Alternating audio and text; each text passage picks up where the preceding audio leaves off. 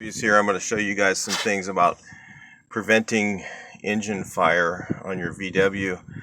I've had, oh boy, how many VWs have I had? Hundreds. So, have I ever had an engine fire out of all the VWs I've had? No, I've never had one.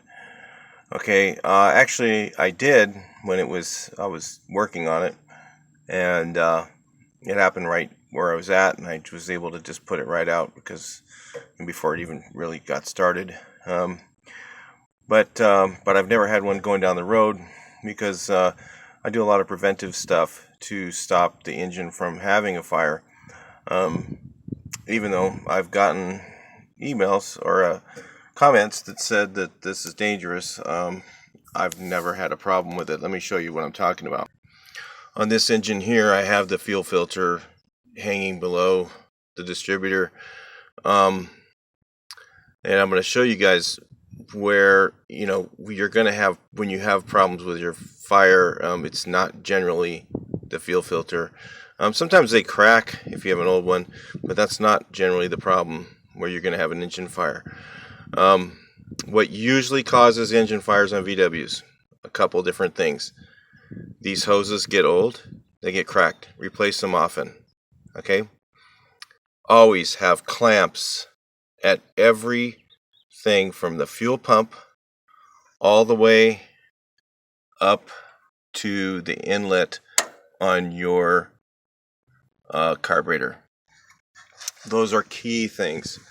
The other thing you can do is not have your fuel filter on top of your wires, because if you have a leak right here, if one of these clamps starts to leak, this can drip right onto your distributor. Immediately it catches fire. So have it below, or have it, in this case I have it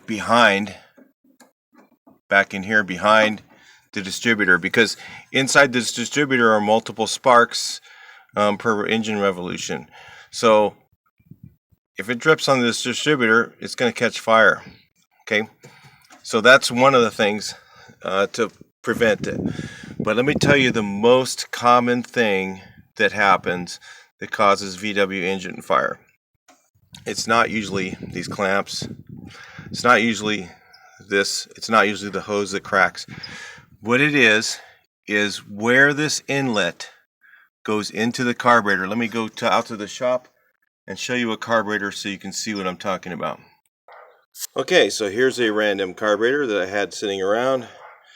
I always have extras in a carburetor pile, because often I fix them where if you take it to a shop, they're not going to want to fix your carburetor. You can buy a new one cheaper, and typically they're going to go ahead and just replace it, because the labor cost of rebuilding it is much more now than the actual cost of the new carburetor. So what happens is this brass or copper tube gets loose inside yours. Grab this sucker and try and twist it, pull on it a little bit. Make sure it's not going to come out of the actual carburetor piece. It'll come right out of this part. This piece tube will come out of this part of your carburetor. If you get a new carburetor, I think the EMPI ones that are the dirty picked one actually have a screw on one of these guys right here. It actually put a fitting on here and made it so it screws in the hole, and that is actually a better design than the Solex had.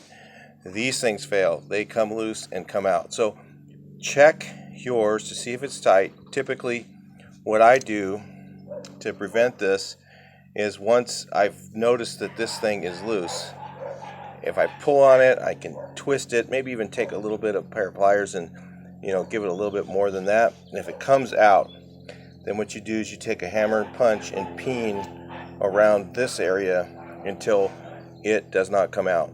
And sometimes you can even use some J&B weld to hold it in place. But typically, if it's sliding out, you really should just if you can't get it to not do it, just replace the carburetor. Get the new one that doesn't have the it's not worth losing your whole car over this. Okay, just get the one that screws in. The new empty ones, or even though they're made in China, you guys, another junk, but they won't catch fire because of that right there.